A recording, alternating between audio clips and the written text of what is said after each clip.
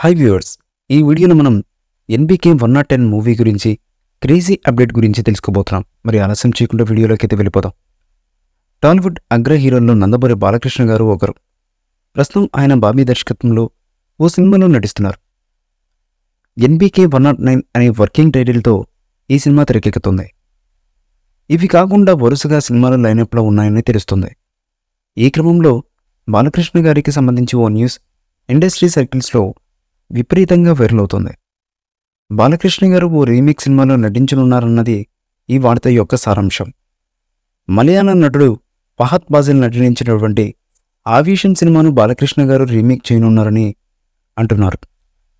టాలీవుడ్ అగ్ర నిర్మాణ సంస్థ ఈ సినిమా యొక్క హక్కుల్ని సొంతం చేసుకుందని తెలుస్తుంది.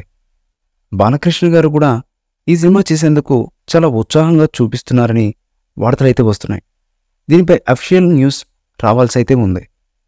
2006లో వచ్చినటువంటి లక్ష్మీ నరసింహ తర్వాత బాలకృష్ణ గారు మరే రీమేక్ సినిమాలోనూ నటించలేదు. కానీ ఆవిషన్ సినిమా యాక్షన్ కామెడీ నేపథ్యంలో ఉండడంతో బాలకృష్ణ గారు ఈ సినిమాపై చాలా ఆసక్తిని చూపిస్తున్నట్టుగా తెలుస్తున్నటువంటి సమాచారం.